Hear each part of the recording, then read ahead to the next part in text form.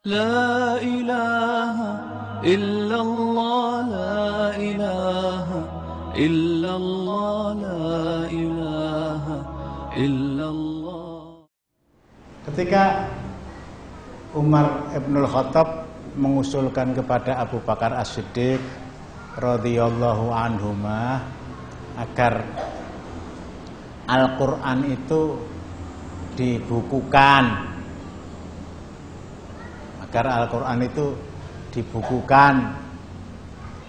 Al-Quran yang ada itu masih ditulis di pelepah-pelepah kurma, di kulit dan tulang-tulang unta, bahkan mungkin ditulis di dinding rumah-rumah mereka. Dan meskipun usulan ini semula kurang bisa diterima oleh Abu Bakar As-Siddiq bin Abi Quhafah radhiyallahu anhuma, tapi akhirnya bisa diterima. Dan setelah disepakati, datang Ali bin Abi Thalib membawa mushaf yang berisi sekitar 17.000 ayat. Ketika Abu Bakar dan Umar secara serius membicarakan teknis penulisan Al-Quran, dari satu sisi banyak para hufadz, sahabat-sahabat Rasulullah yang gugur di medan perang Yamamah ketika atas perintah Abu Bakar As-Siddiq bin Abi Quhafah radhiyallahu anhuma memerangi nabi palsu Musailamah Al-Kadzab. Itu konon lebih dari 70 orang hufadz gugur di medan perang, belum dalam perang-perang yang lain. Sehingga Umar bin Khattab mengusulkan, mumpung yang hafal Al-Quran itu jumlahnya masih banyak. Tadi saya katakan semula Abu Bakar itu kurang setuju. Ini apa tidak melakukan sebuah perbuatan yang tidak pernah diperintahkan oleh Rasulullah? Ya, Rasulullah tidak mengalami suasana seperti ini. Kalau Rasulullah mengalami suasana seperti ini, mesti akan memerintahkan kepada kita untuk menulis. Ya, akhirnya terjadi diskusi kecil dan pendapat Umar itu diterima. Mereka sepakat mengangkat Zaid bin Thabit, penulis wahyu Rasulullah, untuk menulis sejak dari awal, ya. Dari awal sesuai yang dicontohkan oleh Rasulullah tentu saja, dimulai dari surat Al-Fatihah, Al-Baqarah, Ali Imran, An-Nisa, Al-Maidah, Al-An'am, Al-A'raf, Al-Anfal, At-Taubah, Yunus, Hud, Yusuf, Ra'ad, Ibrahim, Nahl, Isra, Kahfi, Maryam, Toha, Anbiya, Hajj, dan sebagainya. Nanti para hufadz yang masih ada itu bisa diminta untuk mengontrol kalau ada kesalahan. Jadi bukan hanya 1-2 orang. Nah, pada waktu itu Ali datang, Ali bin Abi Thalib versi orang Syiah. Jadi ceritanya ini ngapusi. Assalamualaikum warahmatullahi wabarakatuh. Daripada sampean berdua itu terlalu konsentrasi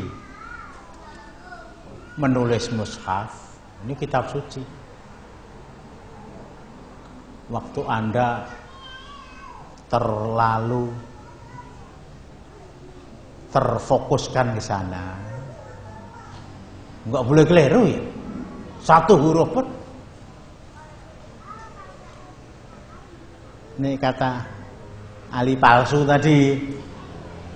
Ini saya sudah punya mushaf yang saya tulis sejak wahyu pertama diturunkan, Iqra bismi rabbikal ladzi khalaq khalaqal insana min 'alaq iqra wa rabbukal akram alladzi 'allama bil qalam 'allamal insana ma lam ya'lam. Belum ada orang Islam itu, sampean juga belum Islam.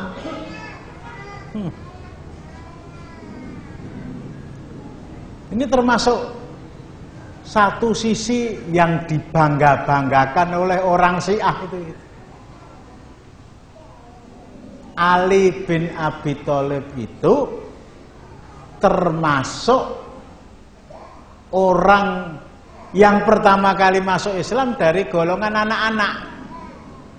Umurnya waktu itu baru sekitar 10 tahun.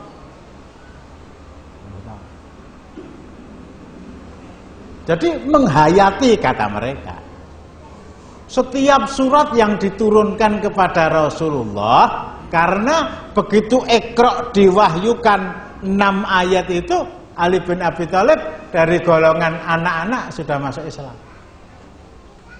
Dari golongan wanita, istri beliau tercinta Khadijah binti Khuwailid. Dari golongan budak Zaid bin Harithah, budak laki-laki. Dari golongan budak perempuan Ummu Aiman, dari golongan orang laki-laki Abu Bakar. Berarti masuk Islamnya sama-sama? Ya, terpaut mungkin 1 jam, 2 jam. Hanya, kata mereka, Ali ki mlebu Islam umurnya saya 10 tahun. Berarti hati itu masih polos. Ibarat kertas masih putih. Ini komentar yang saya komentari begitu. Artinya tidak pernah hati Ali sebelum masuk Islam itu kemasukan akidah-akidah syirik. Sementara Abu Bakar ketika dia masuk Islam umurnya berapa? Umur Abu Bakar itu 2 tahun lebih muda dari Rasulullah. Sehingga ketika dia masuk Islam umurnya sudah 38. Jadi meskipun dia laki-laki Islam pertama, laki-laki dewasa pertama yang masuk Islam, tapi dia sudah kambon syirik. Sementara Ali tidak. Dari sana itu nyimpulkan yang namanya imannya Ali itu lebih kuat daripada imannya Abu Bakar. Padahal semua ulama Ahlus Sunnah sepakat. Semua ulama Ahlus Sunnah sepakat bahwa orang yang paling tinggi ilmunya, paling tinggi imannya, paling tinggi ketakwaannya, paling tinggi kecintaannya kepada Allah dan Rasul, itu 1 Abu Bakar, 2 Umar. Ada sekitar 23 argumentasi yang dicatat satu persatu secara jelas oleh Syekhul Islam Ibnu Taimiyah dalam kitab beliau Minhajus Sunnah An-Nabawiyah fi Naqdi Kalami Syiah Al-Qadariyah.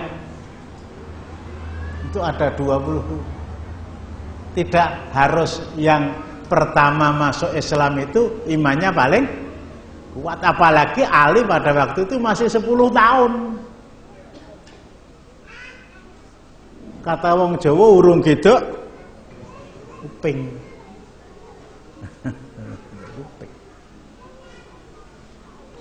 Nah, nanti kalau ada kesempatan kita kaji satu persatu alasan mengapa Abu Bakar itu dianggap lebih kuat imannya. Nomor 2 Umar. Bukan Ali. Bukan Ali. Nah, dari sanalah Ali palsu tadi datang menemui Abu Bakar dan Umar yang sedang bertamu ke sana. Daripada Anda berdua itu terlalu disibukkan dengan pengumpulan mushaf, Dan itu pekerjaan yang ekstra berat. Nggak boleh satu huruf pun keliru. Nek telat itu piye? Lebih baik mushaf saya ini. Kata orang Syiah, bab Islam saya yang pertama kali masuk Islam. Sehingga saya yang paling mudeng ayat-ayat dan surat-surat yang diturunkan sejak awal sampai akhir. Lebih baik ini saja. Mestinya itu begitu. Tapi skenario kisah ini diangkat hanya untuk nyekeker Abu Bakar dan Umar. Tadi saya katakan itu kisah palsu. Umar Ibnul Khattab dan Abu Bakar As-Siddiq yang nama mereka sudah diawat-awat oleh orang Syiah itu mau ditambahi lagi supaya tambah semrawut dengan mengangkat kisah bahwa Ali bin Abi Thalib datang kepada mereka berdua membawa mushaf. Yang mushaf mereka itu konon isinya 17.000 ayat.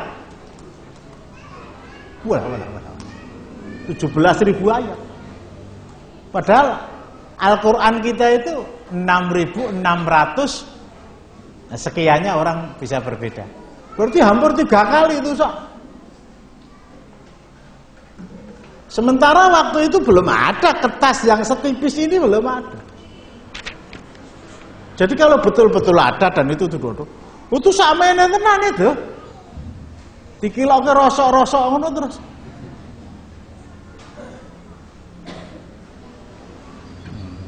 Kalau itu Umar yang benar, sekali lagi hanya untuk nyekeker ke Umar. Coba ditompo. Ini kan dia buka-buka. Sekian. Tak silih ya Ali ya. Ya pinjam lah. 1 pekan atau 2 pekan biar saya kaji. Namanya juga mushaf. Saya ingin mengkaji satu persatu. Tapi kisah pencekekeran itu tadi berlanjut ketika Umar Ibnul Khattab membuka-buka mushaf. Loh, di dalamnya penuh dengan ayat-ayat yang memuji-muji Ali setinggi langit dan menjelek-jelekan para sahabat. Selain Ali bin Abi Thalib juga Miqdad al-Aswad, Abu Dzar al-Ghifari, satu lagi siapa? Ayo, dia takon ngapal kira apal pusat. Salman al-Farisi mewakili. Nanti kalau pusat mewakili juga ya. Fatimah, Hasan dan Husain itu umurnya baru 7 atau 8 tahun. Nah, Umar bin Khattab jengkel. Nah, kok aku dielek-elek? Nah, mushafnya memang tidak ada. Kisahnya memang kisah rekayasa. Kata Umar bin Khattab, ya, rasyut. Ya nggak ada bahasa Arab rasyut itu. Tapi yang jelas dengan nada kasar Umar bin Khattab dalam waktu beberapa detik setelah menerima mushafnya Ali tadi dikembalikan kepada Ali. Ya, gak aku.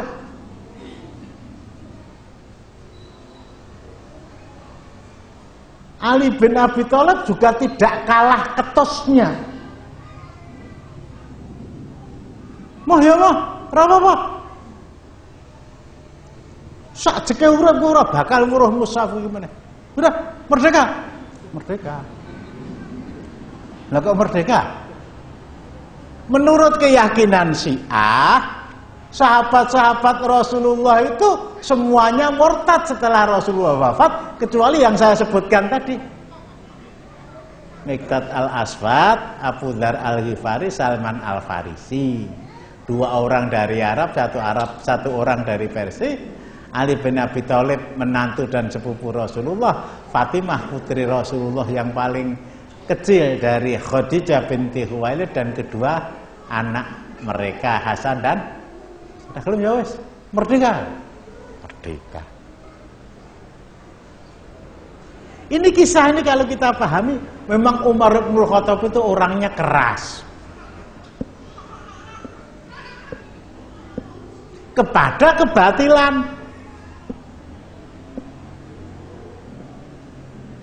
Tapi Umar bin Khattab itu lembut kepada al-haq. Sampai suatu ketika ada orang datang bertamu kepada Umar, melihat ada anak-anaknya datang langsung juk pangku, langsung munggah nang pundak juk gendong. Umar bin Khattab senyum-senyum. Itu tamu tadi kaget dong, bilang,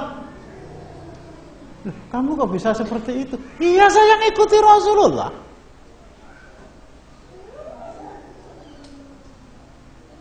Laisa minna man la yarhamu saghirana wa la yukrihu kabirana. Tidak termasuk golongan kami orang yang tidak mau menghormati orang-orang atau anak-anak yang kecil dan memuliakan orang-orang yang lebih.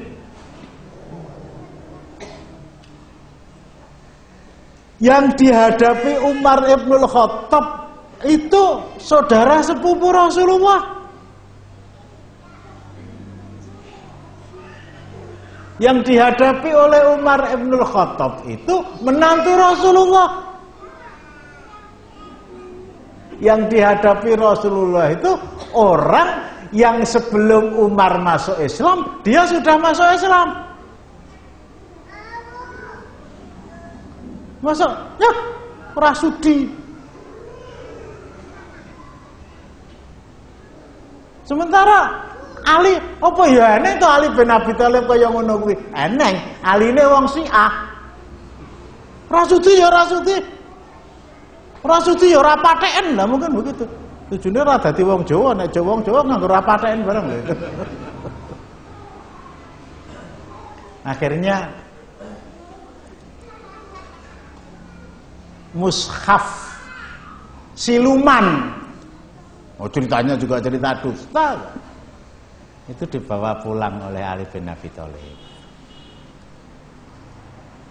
Dibawa pulang oleh Ali bin Abi Thalib. Disimpan di rumah dia. Disimpan di rumah dia. Dan cerita itu mustahil. Mengapa? Ali itu sangat hormat kepada Abu Bakar As-Siddiq. Ali itu sangat hormat kepada Umar bin Khattab. Mereka mengatakan mushaf Utsmani itu palsu. Mushaf Utsmani itu palsu. Lah yang tidak palsu, mushafnya Ali yang ditawarkan kepada Umar dan Abu Bakar, Umar menolak. Itu yang asli. Mushaf Utsmani itu palsu, yang asli mushafnya Ali. Anehnya ketika Ali bin Abi Thalib menyodorkan mushaf yang dia tulis, dan itu adalah kisah Ngoyoworo, dan ditolak oleh Abu Bakar dan Umar, mushaf itu oleh Ali bin Abi Thalib dibawa pulang, disimpan di tak wacane dhewe ora gelem maca. Jadi nggak ada nego kedua ketiga, nggak ada, sudah pisah. Kalian akan melihat mushaf ini sampai kalian meninggal. Mushaf itu disimpan. Abu Bakar wafat, menjadi Khalifatul Rasulillah itu 2,5 tahun kira-kira. Mushaf tetap disimpan. Digantikan oleh Umar bin Khattab selama 10 tahun. Mushaf itu tetap disimpan oleh Ali. Wedi. Alinya orang Syiah itu ingah ini, pengecut. Tapi si alinya ahlu sunnah itu orang yang gagah, pintar perang dan sembodo. Nah, ketika Umar menjadi penguasa, apalagi itu disimpan 10 tahun. Dan ketika Umar ibn Khattab wafat, mestinya ini kesempatan. Toh yang menggantikan Umar Ibnul Khattab itu Utsman bin Affan. Utsman bin Affan itu menantu Rasulullah. Saya juga menantu Rasulullah. Antara saya dengan Utsman itu saudara. Cara Jawane saudara apa? Pripean.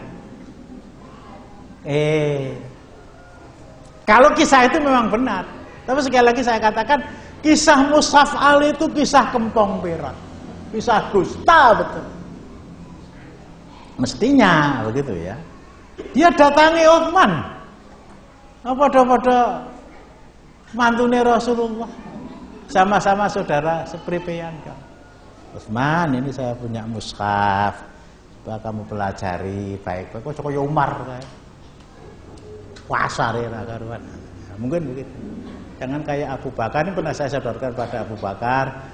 Abu Bakar nggak mau, Umar juga nggak mau. Lah sekarang Anda itu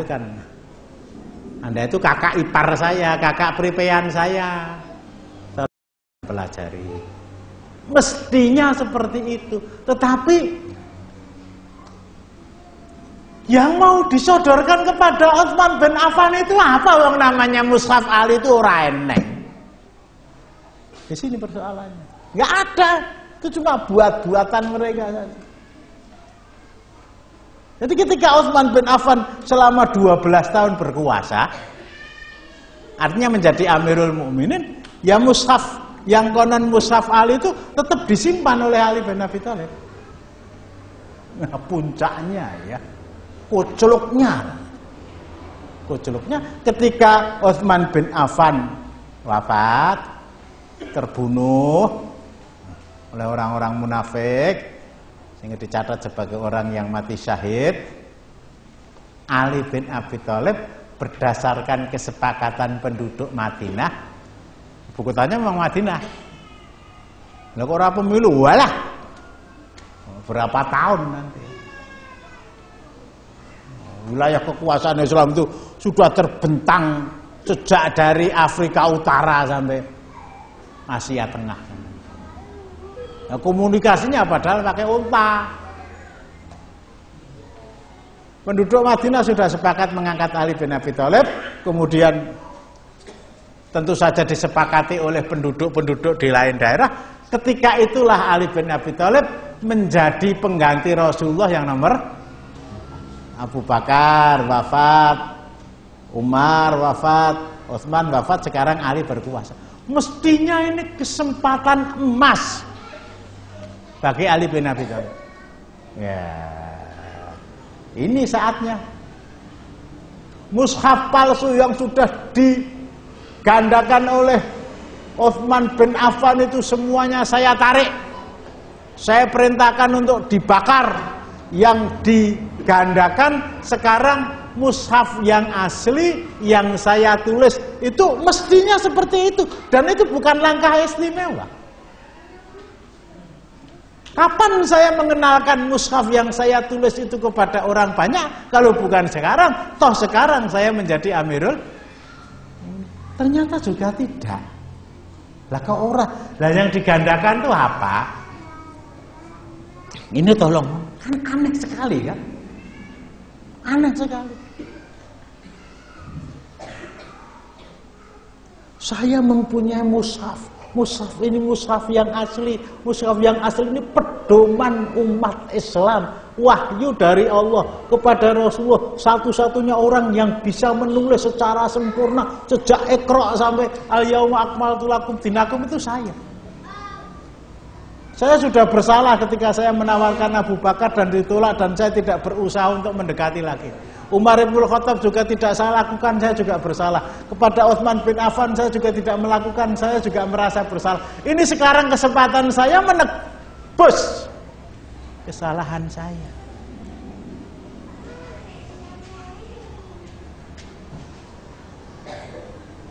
Kumpulkan semua mushaf yang ada, itu palsu. Sekarang yang digandakan ini mushaf saya lebih besar, lebih banyak isinya. Ternyata Ali juga tidak melakukan itu. Kisah mereka, ternyata Ali tetap menyimpan mushaf itu. Ada mushaf asli dia simpan, ada mushaf palsu. Mushaf Utsmani tadi dia pegang. Kalau dia ngimami sholat tidak pakai mushaf asli, pakai mushaf palsu. Lah kuwi ahli capopo kuwi? Quran asli, Quran palsu. Yang dipergunakan untuk ngimami sholat kan Qul huwallahu ahad itu Quran kan? Mushaf Utsmani kata orang Syiah itu palsu. Justru yang dipakai oleh Ali itu untuk memutuskan perkara pencuri dipotong tangannya itu ada di dalam Mushaf Utsmani surat Al-Maidah 38 untuk memutuskan itu mengambil isi Al-Qur'an Mushaf Utsmani. Padahal menurut keyakinan Ali versi Syiah loh ya. Versi Syiah. Mushaf Utsmani itu palsu. Lah terus piye? Kalau kamu rakyat kecil masih astagfirullahaladzim, mudah-mudahan diampuni oleh Allah. Nah kamu penguasa. Nah, sebelum mati dia mewasiatkan mushaf tadi, mushaf keramat. Mushaf keramat. Di mana letak kekeramatannya? Ya kepalsuannya itu. Bukan palsu ya, tidak ada. Kepada anaknya yang bernama Hasan. Hasan meninggal diserahkan pada Husain. Husain meninggal diserahkan pada anaknya. Sehingga berurut-urutan sejak Ali, Hasan, Husain, anaknya semuanya 12. Sehingga Syiah di Iran itu disebut Syiah Imamiyah. Syiah yang dipimpin oleh imam-imam mereka yang mereka katakan lebih maksum dari Nabi. Disebut juga Syiah Ithna al-Asriyah, Syiah 12 karena mereka mempunyai imam yang jumlahnya 12. Disebut Syiah Rafidhah yang menolak kepemimpinan Abu Bakar, Umar dan Utsman. Disebut juga Syiah Ahlul Bait karena mereka yang merasa kamilah pendukung Ahlul Bait Rasulullah. Syiah tadi turun-temurun disimpan oleh keturunan Ali. Jadi disebut Imamiyah itu imam mereka adalah keturunan Ali bin Abi Thalib. Selain keturunan Ali bin Abi Thalib enggak boleh menjadi. Lah imam yang ke-12 itu membawa mushafnya masuk ke dalam gua. Gua Selarong, gua. Ada yang menamakan namanya Suroman Ro'a. Dia masuk ke dalam gua sana. Sedino mungkin kurang kerasan ya, rong dino lu kok rada nyaman, telung dino kok nyaman banget, sampai sekarang belum keluar itu. Lagi karena Jumatan piye ya mungkin itu cerita bohong jelas. Jumatan ya Jumatan, lah makmum coro kodok kadal jangkrik petunggeng masuk ke dalam gua membawa mushaf yang asli. Nanti di akhir zaman dia akan keluar membawa mushaf yang asli, membenahi dunia yang sudah kacau balau. Jadi dianggap oleh imam yang di dalam gua hari ini dunia versi Islam belum kacau balau, begitu loh. Masih tentrem, masih. Intinya sampai sekarang belum keluar. Sementara imam kami yang ke-12 belum keluar dari gua membawa kitab Al-Quran mushaf yang asli, sementara kami menggunakan mushaf Utsmani yang palsu. Nah koclok tuh itu. Kalau kata orang Indonesia tidak ada akar, rotan pun berguna. Lah ini tidak ada mushaf Ali, mushaf Utsmani pun berguna. Padahal mushaf Utsmani itu mushaf palsu.